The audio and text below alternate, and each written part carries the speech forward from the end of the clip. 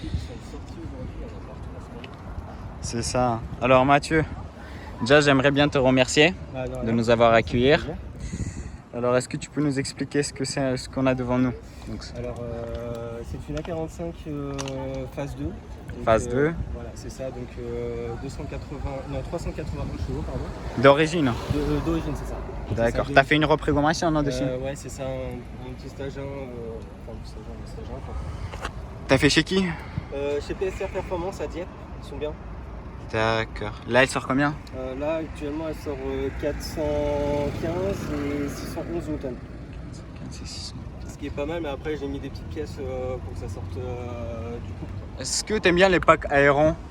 Le pack aéro, comme je te disais tout à l'heure, en fait, soit on aime, soit on n'aime pas. Je trouve que c'est le côté qui fait trop voyant, en fait. Donc, tu trouves que ça fait trop? Ouais, c'est ça. Après, les jantes noires, ça fait juste ce qu'il faut pour être à peu près discret. Après, le pack aéro, voilà. D'accord. D'abord, on va. Ça fait beau, hein, mais voilà, je trouve que c'est un petit peu trop voyant. C'est une full option? Presque. Presque. Il te manque quoi? Le pack aéro. Le pack aéro, j'ai pas l'Apple CarPlay. Je n'ai pas les sièges électriques. T'as pas les sièges électriques? Ouais, et je crois que c'est à peu près tout en fait. Tu vois exactement t'as dit? Avec la reprog? Ouais. 415. 415 pour 4 cylindres, c'est énorme. C'est pas mal. Ouais, c'est pas mal, c'est pas mal. Au niveau de la ligne? La ligne, t'as rien non. Rien En fait, les seules pièces que j'ai fait, c'est j'ai mis un filtre BMC dans la boîte d'origine, des bougies NGK. D'accord.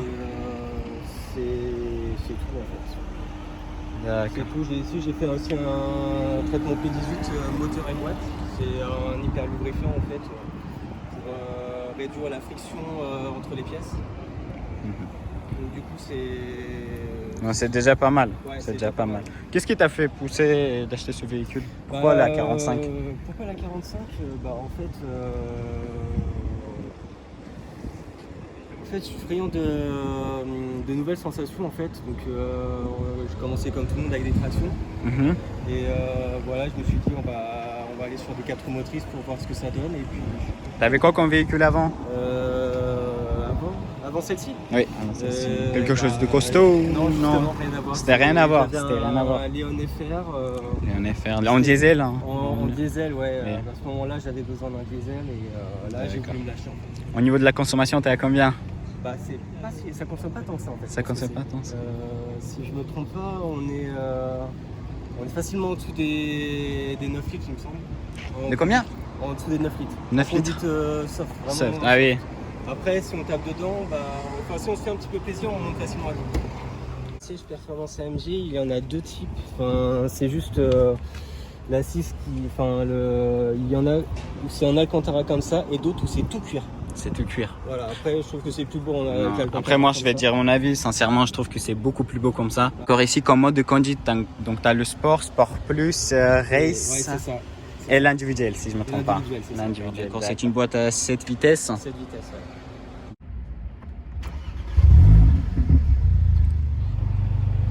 Donc là on va dire c'est du faux carbone.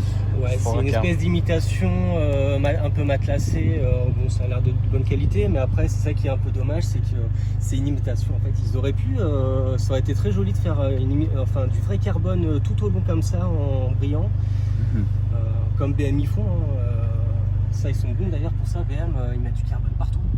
Alors si je me trompe pas, les packs AMG en diesel, les packs AMG, ils ont la même chose, je crois.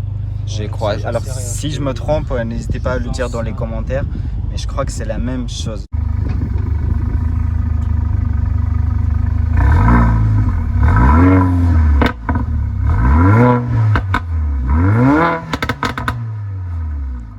C'est vraiment pas mal. En fait, tu as des pump and bank d'origine. C'est vraiment d'origine et pour une ligne impressionnant. C'est pas mal. Après, c'est une ligne performance AMG aussi, donc le bruit est aussi un peu plus expressif que la 45, ils n'en seraient pas équipés par exemple. Alors pour les freins, qu'est-ce que tu as ici comme des freins? Alors si je me trompe pas, c'est à l'arrière, c'est des 280 mm de percée rainurée avec des étriers rouges. Ils sont très beaux d'ailleurs. Ça salit pas trop d'ailleurs comme étrier. Ça salit pas trop? Ouais, ils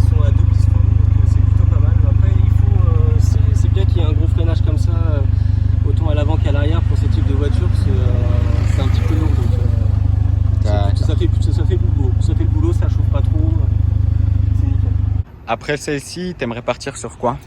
Comme je disais, j'aime bien découvrir de nouvelles choses, donc c'est des trucs qui n'auront rien à voir.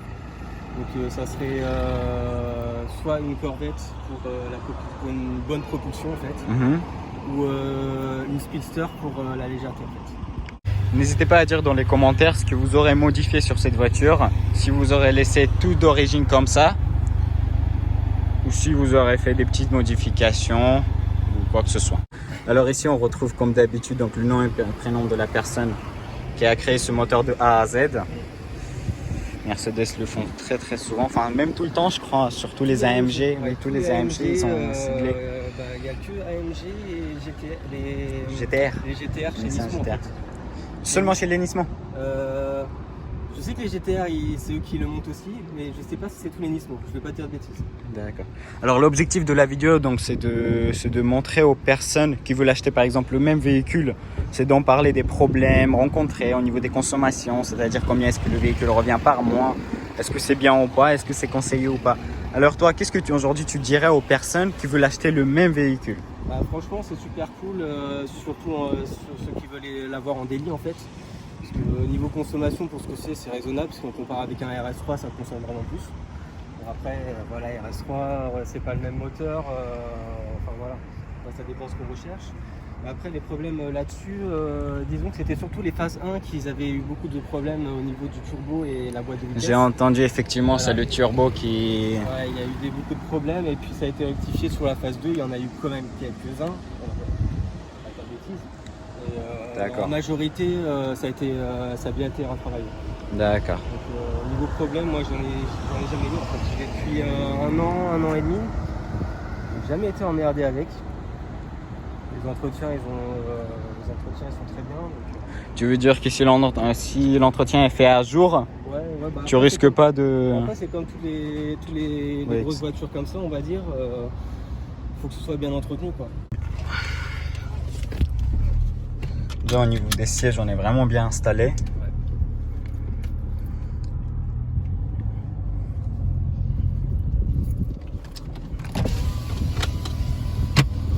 Surtout qu'on est bien maintenu en fait.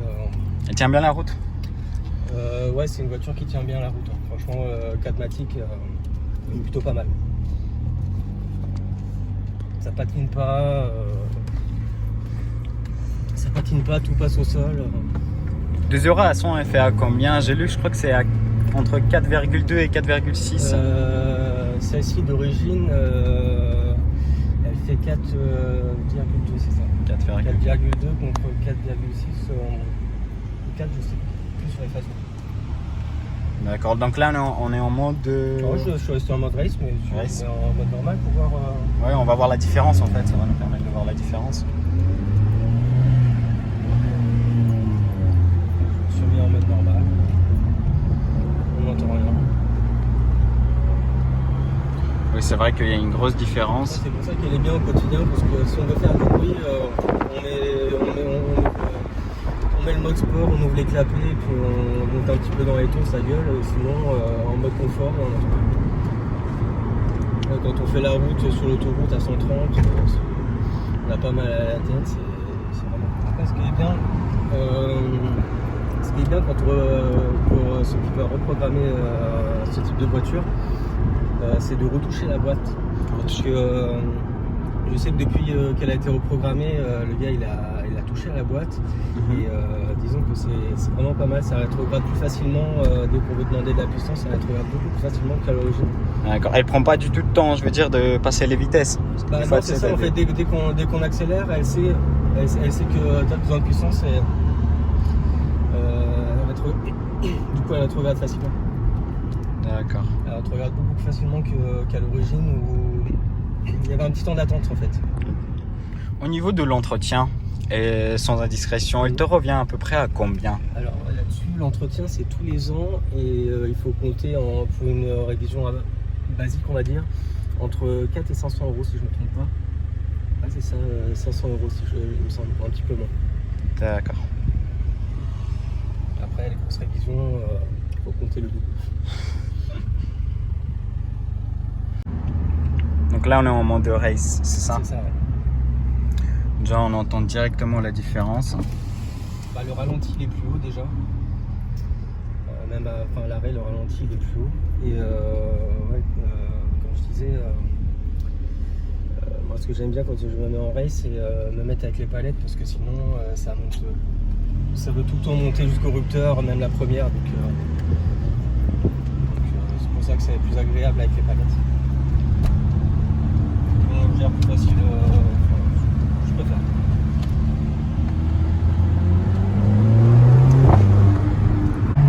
Tu vois? Ah oui, on entend bien les coups de calage. Bah, c'est vrai qu'à l'arrêt, quand on est dehors, c'est incroyable. Au niveau de l'assurance? Au niveau de l'assurance, moi j'assure au kilomètre, donc je vais pas être très objectif. Mais disons que faut compter environ entre 800 et 1000 euros approximativement. Après ça dépend des régions. Moi je suis en Normandie, donc forcément c'est beaucoup plus attractif que dans les grandes villes comme Paris. Et par là il y a personne.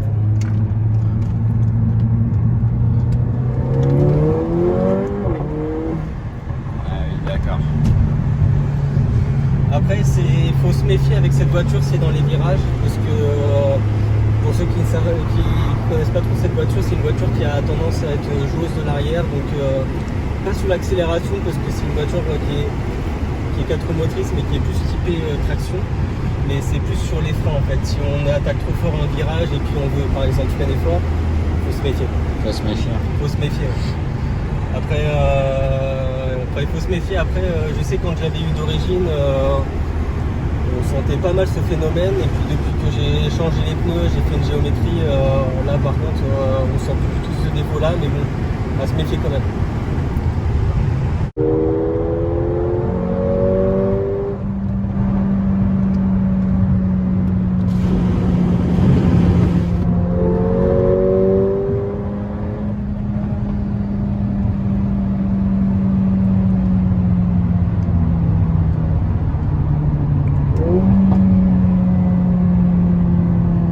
Et là, de retour quand même, malgré le fait que t'as pas touché la ligne, mais t'as fait la reprogrammation de la boîte, je pense. C'est ça. Après, il y a une façon de faire, même quand on rétrograde un certain nombre de tours minutes, ça peut être plus ou moins. D'accord. Mais c'est impressionnant quand même pour une ligne d'origine, oui, qu'elle fasse.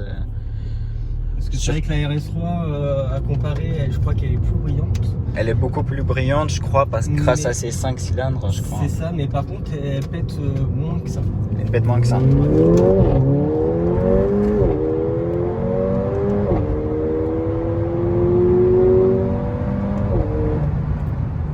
Après, le truc qui est un petit peu chiant, c'est que la boîte, je trouve qu'elle est. Enfin, on a les températures. En fait, ce qui est bien sur cette voiture, c'est que ce qui est rare sur des voitures, c'est qu'il indique la température de boîte de vitesse.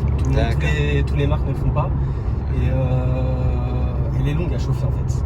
Bon, là, il fait chaud, donc c'est monter assez vite en température, mais sinon, il faut compter des fois un bon quart d'heure. Quelles sont les températures, donc à ce moment-là, je reste en confort, en mode tranquille, pépère.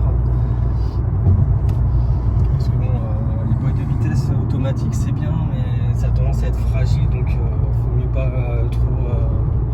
trop forcer, comme les démarrages en première ou quoi. Parce que, qu'est-ce que tu reproches à cette voiture?